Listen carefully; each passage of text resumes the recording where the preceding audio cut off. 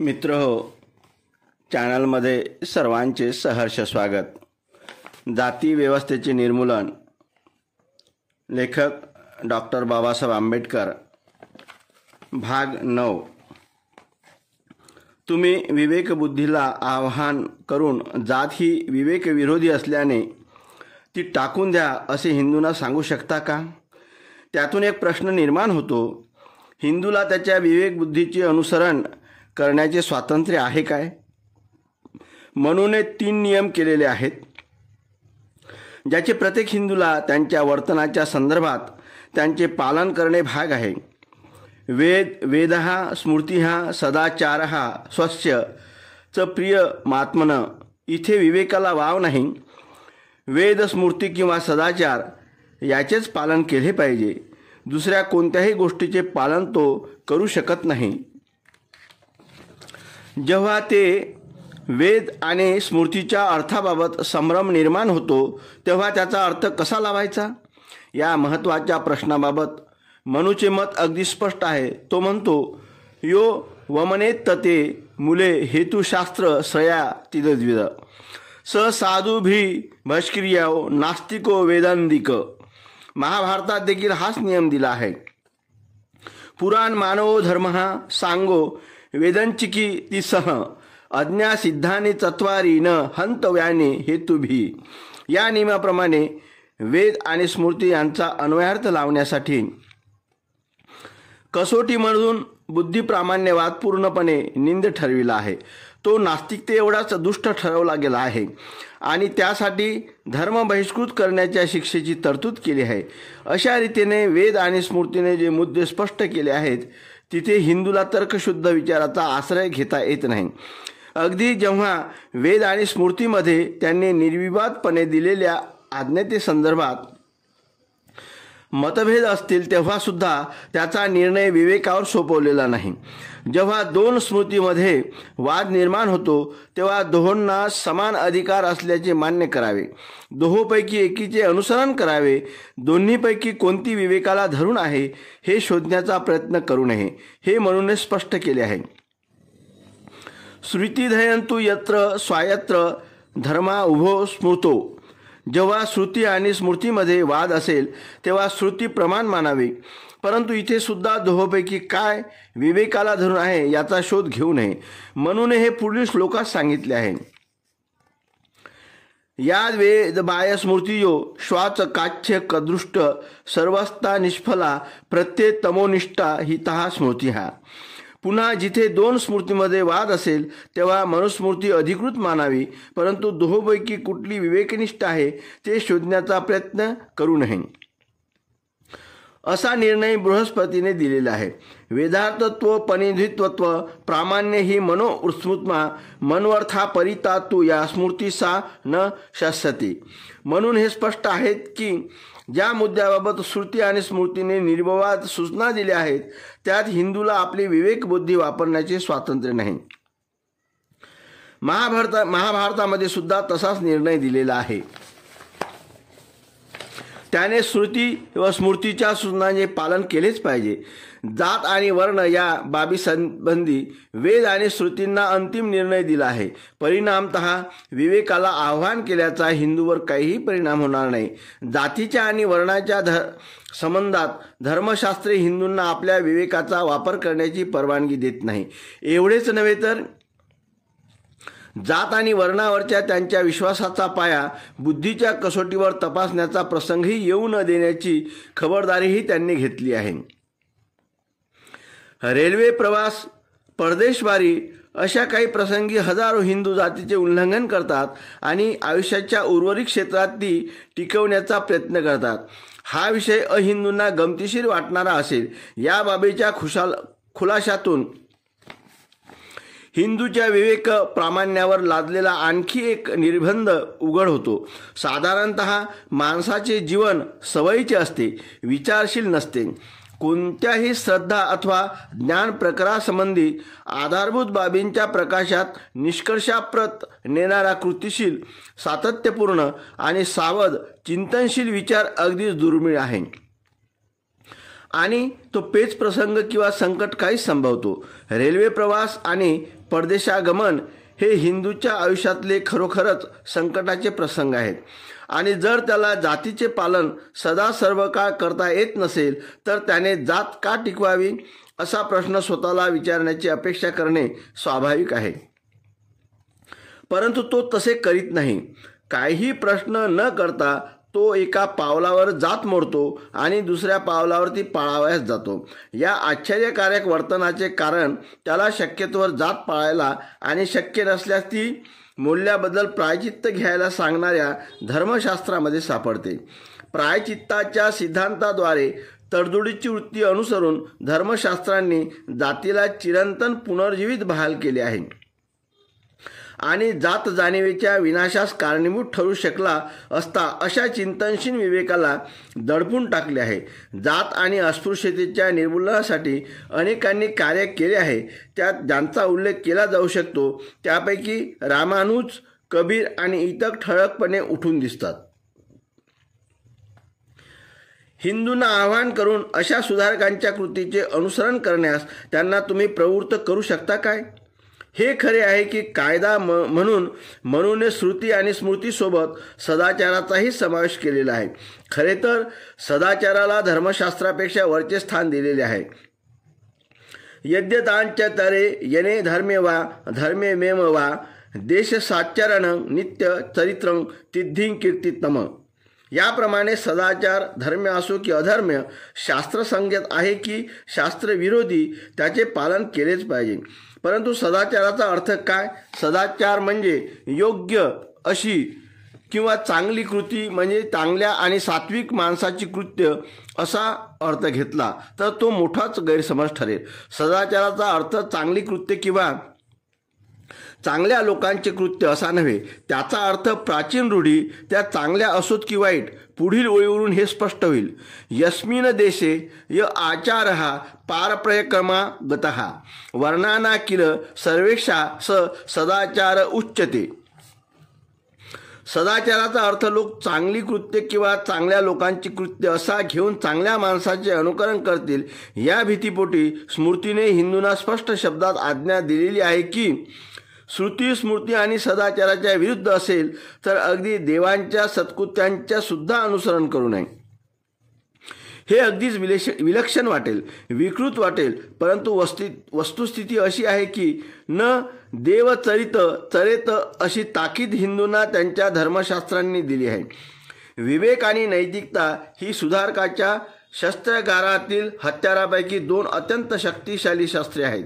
या शस्त्रांच्या वापरापासून त्याला वंचित करणे म्हणजे कृती करण्यास असमर्थ करण्यासारखे आहे.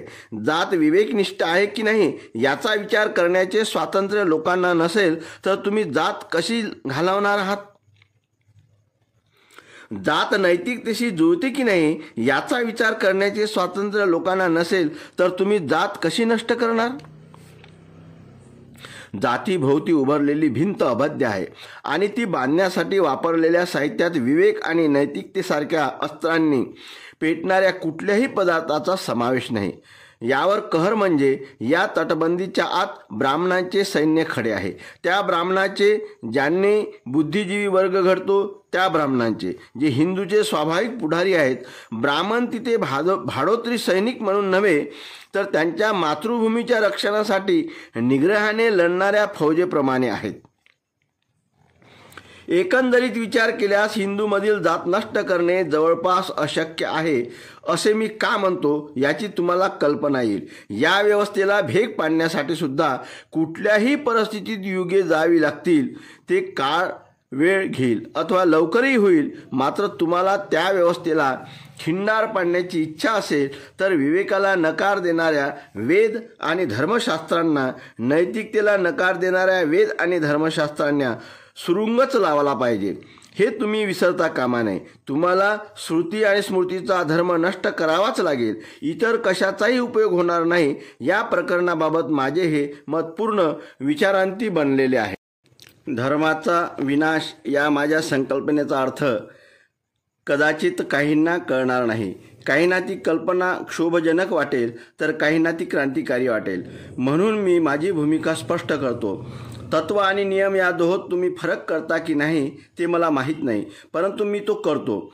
मी केवळ फरकच करतो असे नव्हे, तर तो फरक वास्तविक आणि महत्त्वाचा आहे असेही मानतो. नियम व्यावहारिक असतात. वहिवाटीप्रमाणे कृती करण्याची ती सवयीची पद्धत आहे, परंतु तत्वे बौद्धिक असतात. गोष्टीचे परीक्षण करण्यासाठी ती उपयुक्त पद्धत आहे. नियम हे कर्त्याला केवळ कोणत्या दिशेने कृतीचा पाठपुरावा करायचा ते सांगतात.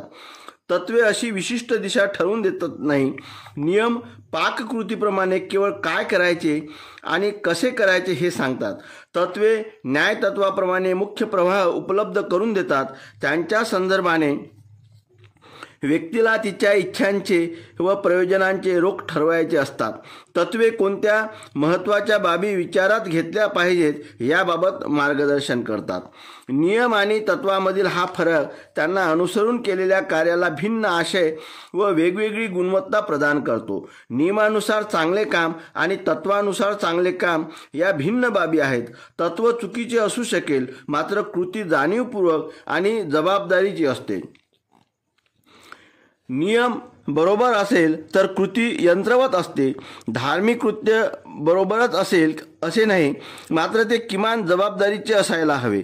अशा जबाबदारीच्या धोरणाला वाव देण्यासाठी धर्म ही प्रामुख्याने केवळ तत्वाचीच बाब असली पाहिजे, ती नियमांची बाब असू शकत नाही. ज्या क्षणी त्याचे नियमामध्ये अधःपतन होते त्या क्षणी तो धर्म राहत नाही, कारण तो खऱ्या धार्मिक कृतीचे सार असलेल्या जबाबदारीच्या जाणीवेचा खात्मा करतो. हा हिंदू धर्म काय आहे? तो तत्वांचा समुच्चय आहे की नियमांची संहिता आहे? वेद आणि स्मृती यात सांगितलेला धर्म यज्ञविषयक, सामाजिक, राजकीय तसेच शुद्धी अशुद्धी संबंधी नियम आणि कायद्याची सरमिसळ आहे. हिंदू ज्याला धर्म म्हणतात तो आज्ञा आणि निषेधांची गर्दी या व्यतिरिक्त काहीही नाही. खरोखर वैश्विक असलेला सर्व वंशांना, देशांना, सर्व काळात लागू होण्यासारखी आध्यात्मिक तत्वे या अर्थाचा धर्म त्यांच्यात दिसून येत नाही, आणि जरी तसा असला तरी तो त्यांच्या जीवनाचा नियामक भाग नाही. वेद आणि स्मृतीमध्ये असलेल्या धर्म या शब्दाच्या वापरावरून तसेच टीकाकारांनी घेतलेल्या अर्थावरून हिंदूसाठी धर्म म्हणजे आज्ञा आणि निषेधाज्ञाचा आहेत हे स्पष्ट होते. वेदामध्ये वापरलेल्या धर्म या शब्दाचा अर्थ बहुतेक बाबतीत धार्मिक वटहुकूम अथवा विधी असा होतो. पूर्व मीमांसेमध्ये जैमिनीने सुद्धा धर्माची आज्ञात्मक परिच्छेदातून दर्शविलेले इच्छित उद्दिष्ट किंवा फळ अशी व्याख्या केली आहे. सोप्या भाषेत सांगायचे तर हिंदू ज्याला धर्म म्हणतात तो वास्तवात कायदा किंवा जास्तीत जास्त विधिसंमत वर्गनीती आहे. मी या धर्माज्ञांचा संहितेला धर्म म्हणण्यास सरळपणे नकार देतो.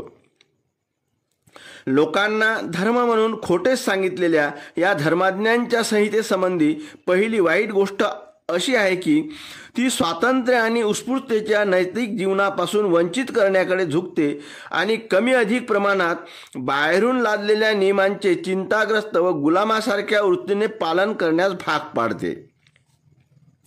त्यात आदर्शांशी निष्ठा नाही तर केवळ आज्ञांचे पालन असते.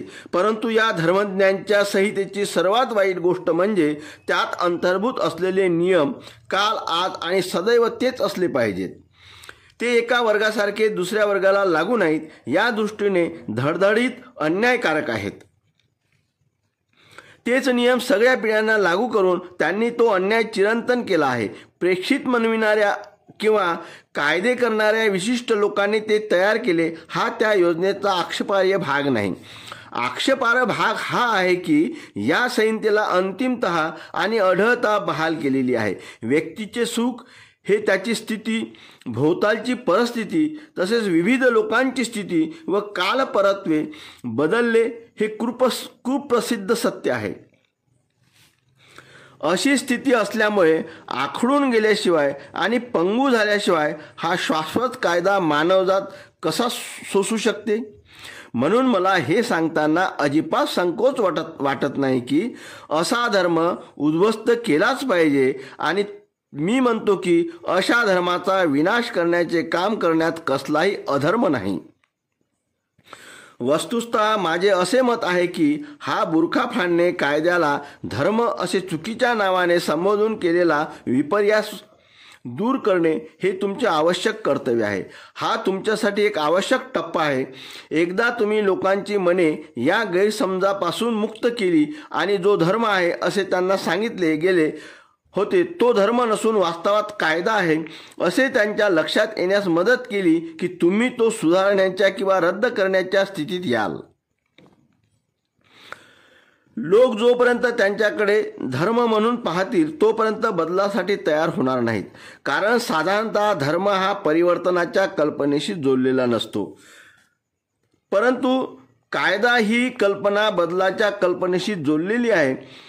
आणि जेव्हा लोकांना हे कळेल की ते ज्याला धर्म म्हणतात तो खरोखर जुना पुरातन कायदा आहे तर ते बदलासाठी तयार होतील. कारण कायदा बदलला जाऊ शकतो हे त्यांना माहीत आणि मान्य असते. जेव्हा मी नियमाच्या धर्माचा निषेध करतो तेव्हा धर्माची गरज नाही असे माझे मत असल्याचा समज होता कामा नये. या उलट बर्कच्या पुढील विधानाशी मी सहमत आहे. खरा धर्म हा समाजाचा पाया असतो ज्यावर तमाम खऱ्या नागरी शासन व्यवस्था तसेच दोहोंच्याही मान्यता अवलंबून असतात. त्यामुळे मी जेव्हा जीवनाचे हे प्राचीन नियम रद्द करा असा आग्रह धरतो त्याचवेळी तत्वाचा धर्म हाच खरा धर्म असल्याचा दावा करू शकत असल्यामुळे त्यांची जागा त्याने घ्यावी यासाठी मी आतुर आहे. खरोखरच धर्माच्या आवश्यकतेबाबत माझी एवढी खात्री पटली आहे की या धर्म सुधारणेअंतर्गत काय आवश्यक बाबी असाव्यात याची रूपरेषा आपणासमोर मांडलीच पाहिजे असे मी समजतो. माझ्या मते या सुधारणामध्ये पुढील मुद्दे मुख्य असावे. सर्व हिंदूंना स्वीकारार्ह आणि मान्य असा एकच प्रमाण धर्मग्रंथ असावा. याचा अर्थ असा की हिंदू धर्माचे वेद, शास्त्र, पुराणे यासारखे पवित्र आणि प्रमाण मानले गेलेले इतर सर्व ग्रंथ कायद्याने रद्द केले पाहिजेत आणि त्या ग्रंथातील धार्मिक किंवा सामाजिक सिद्धांताची शिकवण देणे दंडनीय ठरवले पाहिजे. 2. हिंदूमधल्या पुरोहितशाहीचे निर्मूलन झाले तर चांगलेच, परंतु हे अशक्य दिसते. म्हणून किमान पुरोहित पद वंशपरंपरागत नसावे. स्वतःला हिंदू म्हणवणाऱ्या प्रत्येक व्यक्तीला पुरोहित पदासाठी पात्र मानले पाहिजे. सरकारने ठरवून दिलेली परीक्षा उत्तीर्ण झाल्याशिवाय आणि त्याला तो व्यवसाय करण्याची सरकारी सनद असल्याशिवाय पौराहित्य करता येणार नाही अशी कायद्यामध्ये तरतूद असावी. 3. सनद नसलेल्या पुरोहिताने केलेला कोणताही समारंभ विधिसंमत मानण्यात येऊ नये. तसेच सनद नसताना पौराहित्य करणे शिक्षापात्र गुन्हा ठरवण्यात यावा. 4. पुरोहित सरकारी नोकर असावा. नैतिकता, श्रद्धा आणि उपासना या संदर्भात तो सरकारद्वारे शिस्तभंगाच्या कारवाईस पात्र असावा. तसेच त्याला या व्यतिरिक्त इतर नागरिकाप्रमाणे देशाचे कायदे बंधनकारक असावेत. 5. राज्याच्या गरजेनुसार ICSच्या संदर्भात असते त्याप्रमाणे पुरोहितांची संख्या मर्यादित असावी. काहींना या सुधारणा जहाल वाटतील, परंतु माझ्या मते त्यात काहीही क्रांतिकारक नाही. भारतात प्रत्येक पेशाचे कायद्याने नियमन केलेले आहे. आपल्या पेशाचा व्यवसाय सुरू करण्यापूर्वी अभियंत्याला प्रावीण्य दाखवावेच लागते, डॉक्टरला प्रावीण्य दाखवावेच लागते, वकिलाला प्रावीण्य दाखवावेच लागते. त्यांच्या संपूर्ण कारकिर्दीमध्ये त्यांना फक्त देशातल्या दिवाणी व फौजदारी कायद्याचेच पालन करून चालत नाही, तर त्यांच्या व्यवसायांनी निर्धारित केलेल्या नैतिकतेच्या विशेष नियमांचेही पालन करावे लागते. पुरोहिताचाच एकुलता एक पेशा असा आहे की ज्याला नैपुण्याची गरज नाही. हिंदू पुरोहितांचा एक व्यवसाय असा आहे की ज्याला कोणताही कायदा लागू नाही. मानसिकदृष्ट्या पुरोहित वेडसर असू शकतो. शारीरिकदृष्ट्या तो गरमी, परमा अशा घाणेरड्या रोगाने ग्रस्त असू शकतो. नैतिकदृष्ट्या पूर्णपणे अधोगतीला गेलेला असू शकेल, परंतु तरीही हिंदू मंदिरातील गाभाऱ्यात जाऊन हिंदू देवांची आराधना आणि विधिवत समारंभात पौरोहित्य करण्यास तो पात्र आहे. हिंदूमध्ये हे सर्व शक्य होते, कारण पुरोहित होण्यासाठी ते त्या जातीत जन्माला येणे एवढेच पुरेसे आहे. हिंदूमधल्या पुरोहित वर्गाला ना कायदा लागू आहे ना नैतिकतेचे बंधन. त्यामुळेच हे संपूर्ण पुरोहित प्रकरण तिरस्करणीय झाले आहे. ते कर्तव्य जाणत नाही. त्यांना केवळ हक्क आणि विशेष अधिकारच माहीत आहे, ते म्हणजे ईश्वराने लोकांच्या मानसिक आणि नैतिक अवनतीसाठी सोडलेली एक कीड आहे असे मला वाटते. मी वर सांगितल्याप्रमाणे पुरोहित वर्गाला अशा कुठल्या तरी कायद्याच्या नियंत्रणाखाली आणलेच पाहिजे. त्यामुळे यांना उपद्रव करण्यास तसेच लोकांची दिशाभूल करण्यास प्रतिबंध होईल. तो पेशा सगळ्यासाठी खुला केल्यामुळे त्याचे लोकशाहीकरण होईल. ब्राह्मणशाही तसेच ब्राह्मणशाहीचा मूर्तिमंत अवतार असलेली जात संपवण्यासाठी त्याची खात्रीने मदत होईल. ब्राह्मणशाही हे विष असून त्याने हिंदूचे वाटोळे केले आहे. तुम्ही ब्राह्मणशाही संपवली तर हिंदुत्व वाचवण्यात तुम्हाला यश येईल. या सुधारणेला कुणाचाही विरोध असू नये. आर्य समाजी लोकांनी सुद्धा त्यांचे स्वागत केले पाहिजे, कारण ही केवळ त्यांच्या गुणकर्माच्या तत्वाच्या अंमलबजावण्याची योजना आहे. तुम्ही हे करा अथवा करू नका, परंतु तुम्ही तुमच्या धर्माला नवीन तत्वांचा आधार दिलाच पाहिजे. तो स्वातंत्र्य, समता आणि बंधुत्व यांच्याशी म्हणजेच लोकशाहीशी अनुरूप असला पाहिजे. मी या विषयावरील अधिकारी व्यक्ती नाही, परंतु मला असे सांगण्यात आले आहे की स्वातंत्र्य, समता आणि बंधुत्व याच्याशी अनुरूप असलेली धार्मिक तत्त्वे तुम्हाला परकीयाकडून उसनी घेण्याची गरज नाही. त्यासाठी तुम्ही उपनिषदांचा आधार घेऊ शकता. संपूर्ण पुनर्रचना केल्याशिवाय, बऱ्यापैकी घासून तासून त्यात असलेला अशुद्ध धातू काढल्याशिवाय तुम्ही हे करू शकाल का, हे माझ्या सांगण्या पलीकडचे आहे. याचा अर्थ जीवनाच्या मूलभूत जाणीवामध्ये संपूर्ण बदल असा आहे. याचा अर्थ जीवनमूल्यामध्ये संपूर्ण बदल असा आहे. याचा अर्थ व्यक्ती आणि वस्तूकडे पाहण्याच्या विचारसरणीत आणि दृष्टिकोनात संपूर्ण बदल असा आहे. त्याचा अर्थ धर्मांतर असा आहे. परंतु तुम्हाला तो शब्द पसंत नसेल तर त्याचा अर्थ नवजीवन आहे असे मी म्हणेन. परंतु नवीन जीवन मृत शरीरात प्रवेश करू शकत नाही. नवीन जीवन फक्त नव्या शरीरात प्रवेश करू शकते. नवीन शरीर अस्तित्वात येऊन त्यात नवजीवन प्रवेश करण्यापूर्वी जुने शरीर मेलेच पाहिजे. सोप्या शब्दात सांगायचे तर नवीन चेतना निर्माण होऊन त्याची धडधड सुरू होण्यापूर्वी जुन्याचे प्रचलन बंद झाले पाहिजे. धर्मशास्त्रांचा अधिकार तुम्ही नाकारला पाहिजे आणि शास्त्रांचा धर्म उद्ध्वस्त केला पाहिजे असे मी म्हणालो तेव्हा त्याचा अर्थ वरील प्रमाणे होतो. मी आपला खूप वेळ घेतला आहे. खरे तर मी माझे भाषण संपवावे एवढा वेळ झाला आहे. थांबण्यासाठी हा मुद्दा मला सोयीस्कर ठरला असता, परंतु हिंदू श्रोत्यासमोर त्यांच्याशी संबंधित अतिशय महत्त्वाच्या प्रश्नावर हे माझे बहुधा शेवटचे भाषण असेल. त्यामुळे त्याची परवानगी असेल तर मला त्यांच्यापुढे काही अत्यंत महत्त्वाचे प्रश्न मांडून त्यांना त्यावर गांभीर्याने विचार करण्याचे आवाहन करायचे आहे. प्रथमतः जगभरातल्या विविध लोकांमध्ये रूढ असलेल्या श्रद्धा, सवयी, नीतिमूल्य आणि जीवनविषयक दृष्टिकोन यांच्या संदर्भाने त्यांच्यात बऱ्याचदा तफावत असते. या व्यतिरिक्त त्यांच्याबद्दल काहीही बोलायचे नाही अशी मानववंश शास्त्रज्ञाप्रमाणे सौम्य भूमिका घेणे पुरेसे आहे का? की कोणत्या प्रकारच्या नैतिकता, श्रद्धा, सवयी आणि दृष्टिकोन यांनी उत्तम कार्य केलेले आहे आणि ते बाळगणाऱ्या लोकांची भरभराट करण्यास, त्यांना सशक्त करण्यास, पृथ्वी व्यापण्यास आणि तिच्यावर आधिपत्य गाजवण्यास सक्षम बनवले आहे हे शोधून काढण्याचा प्रयत्न करणे आवश्यक नाही काय? याचा हिंदूंनी सर्वप्रथम विचार केला पाहिजे.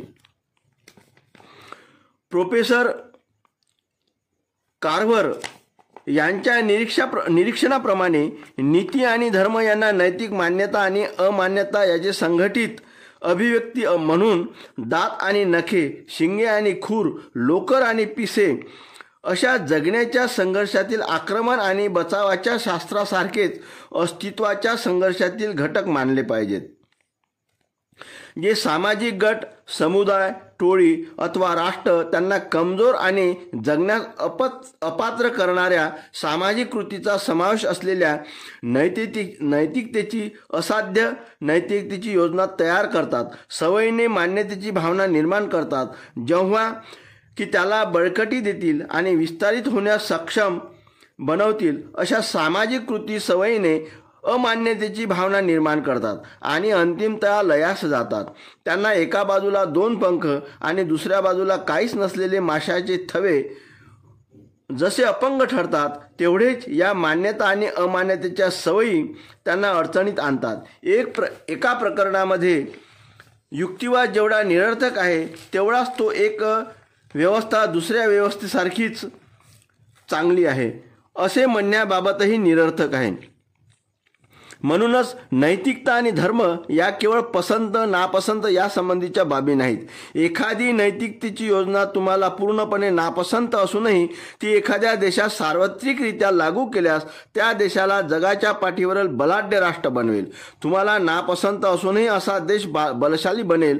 एखादी नैतिकतेची योजना आणि न्यायाचे तत्त्व तुम्हाला खूप आवडू शकते, परंतु एखाद्या देशात ते सार्वत्रिकरित्या लागू केले तर इतर राष्ट्राशी संघर्षामध्ये तो स्वतःचे अस्तित्व टिकवू शकणार नाही.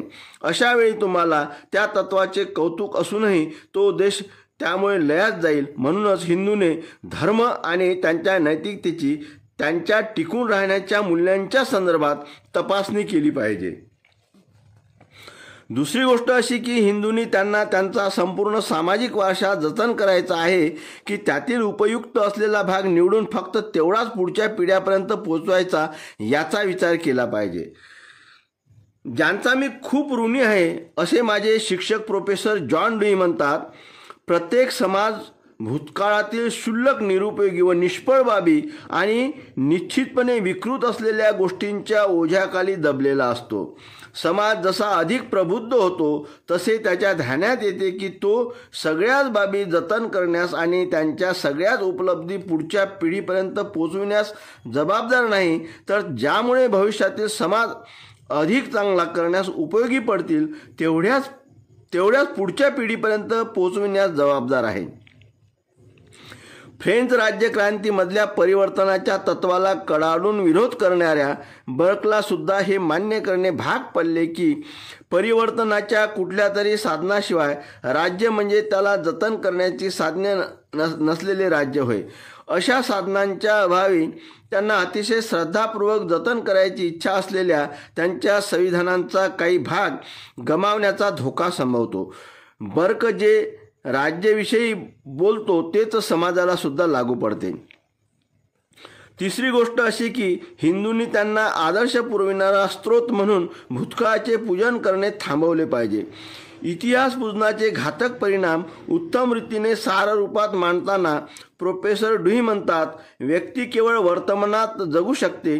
वर्तमान म्हणजे केवळ भूतकाळानंतर येणारी गोष्ट नव्हे, त्याने निर्माण केलेली तर नाहीच नाही. भूतकाळाला मागे सोडणे म्हणजे नवीन जीवन आहे.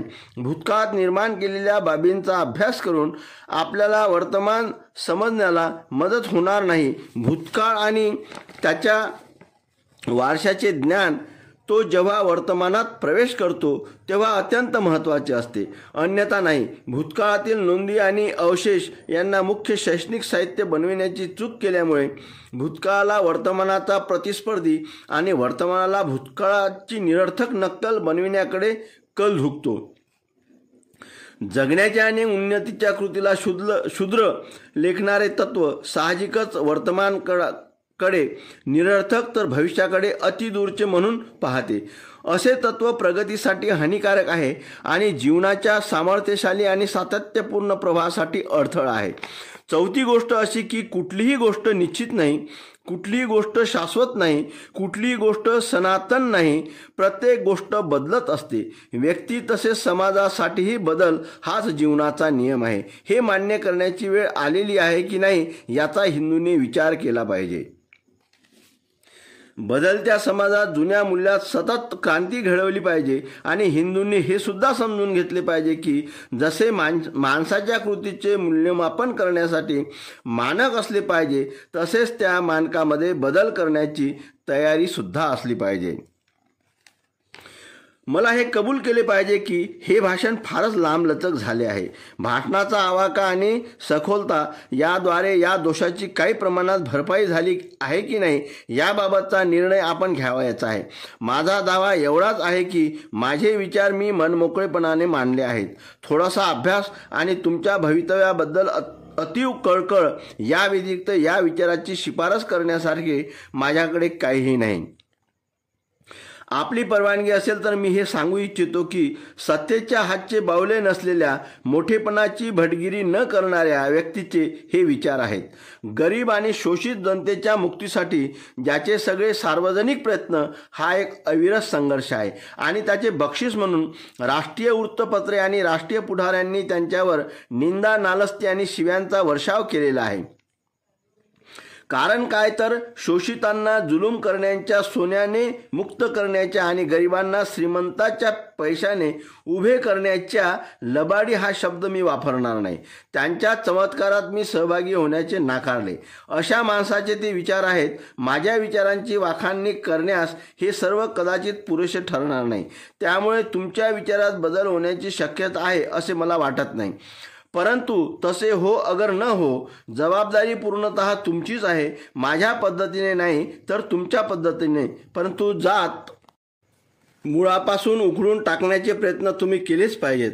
मला क्षमा करा, मी आपल्यासोबत असणार नाही. मी बदलायचे ठरवले आहे. त्याची कारणे सांगण्याची ही जागा नव्हे.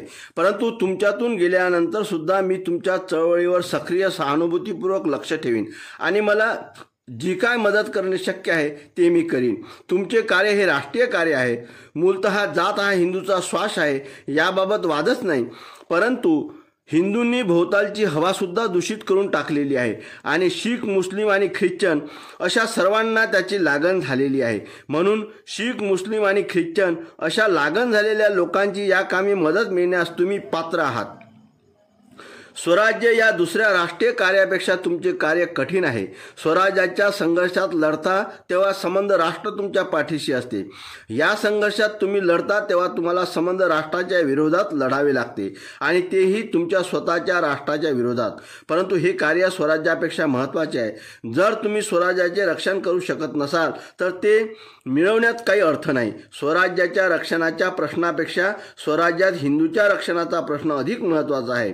माझ्या मते हिंदू समाज जेव्हा जातीविहीन होईल तेव्हाच तो स्वतःचे रक्षण करण्यास समर्थ होईल.